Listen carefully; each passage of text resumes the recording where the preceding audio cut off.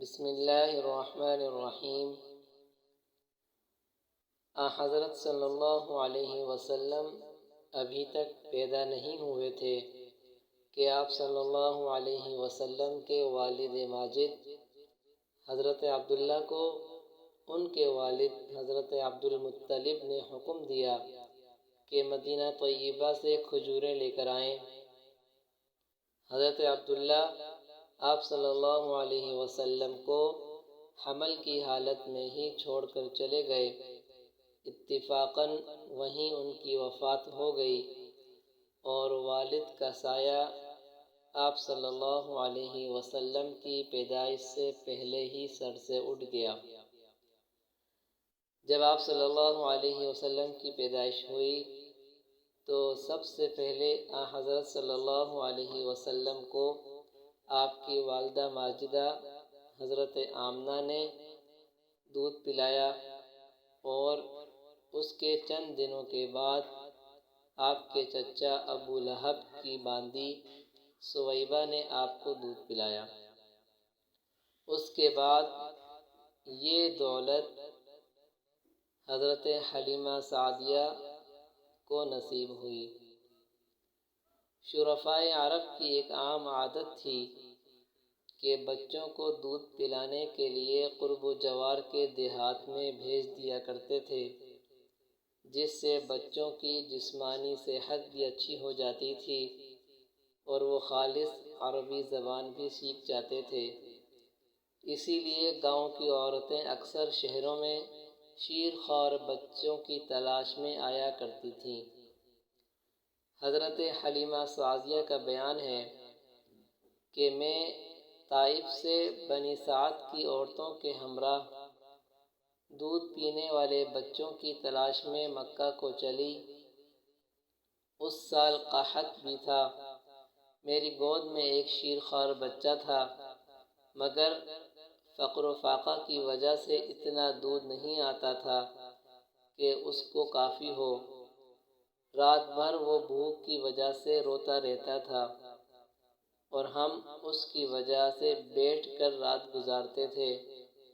ایک اونٹنی بھی ہمارے پاس تھی، مگر اس میں بھی دودھ نہیں تھا۔ مکہ کے سفر میں جس خچر پر ہم نے سواری کی وہ بھی اس قدر کمزور تھا کہ سب سواریوں کے ساتھ نہیں چل سکتا تھا۔ اس کے ساتھ آنے والے لوگ بھی بہت پریشان تھے۔ بالآخر مشکل سے یہ سفر طے ہوا اور مکہ میں پہنچے تو رسول اللہ صلی اللہ علیہ وسلم کو جو عورت دیکھتی تھی اور یہ سنتی تھی کہ یہ بچہ تو یتیم ہے تو اس کو لینے سے انکار کر دیتی تھی، کیونکہ یتیم ہونے کی وجہ سے زیادہ انعام اور اکرام کی امید نہیں تھی۔ ادھر حضرت حلیمہ سعدیہ کا قسمت کا ستارہ چمک رہا تھا اور ان کے لیے رحمت منتظر تھی۔ حلیمہ سعدیہ فرماتی ہیں کہ میں نے اپنے شوہر سے کہا، یہ تو اچھا معلوم نہیں ہوتا کہ خالی ہاتھ ہی واپس چلے جائیں۔ خالی ہاتھ جانے سے بہتر ہے کہ اس یتیم بچے کو لے چلوں۔ شوہر نے منظور کر لیا اور اس در یتیم کو لے آئیں، جس سے آمنہ اور حلیمہ کے گھر نہیں بلکہ مشرق اور مغرب میں بھی اجالا ہونے والا تھا۔ خدا کا فضل تھا کہ حلیمہ سعدیہ کی قسمت جاگی اور سرور کائنات صلی اللہ علیہ وسلم ان کی گود میں آ گئے۔ پھر وہ دودھ پلانے کے لیے اپنی گود میں ان کو بٹھایا تو برکات کا نزول شروع ہو گیا۔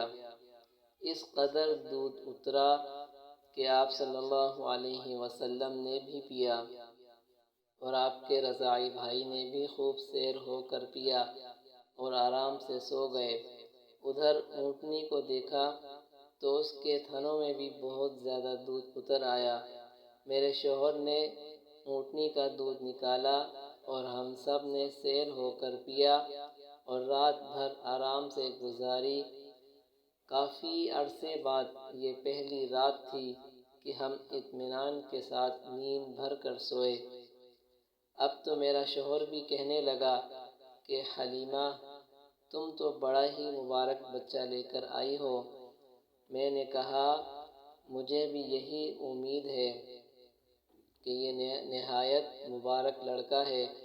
اس کے بعد ہم مکہ سے روانہ ہوئے اور میں آپ صلی اللہ علیہ وسلم کو گود میں لے کر اسی خچر پر سوار ہوئی، مگر اس مرتبہ تو خدا کی قدرت کا یہ منظر تھا کہ اب وہ اتنا تیز چلتا کہ کسی کی سواری اس کے قریب نہیں پہنچ سکتی تھی۔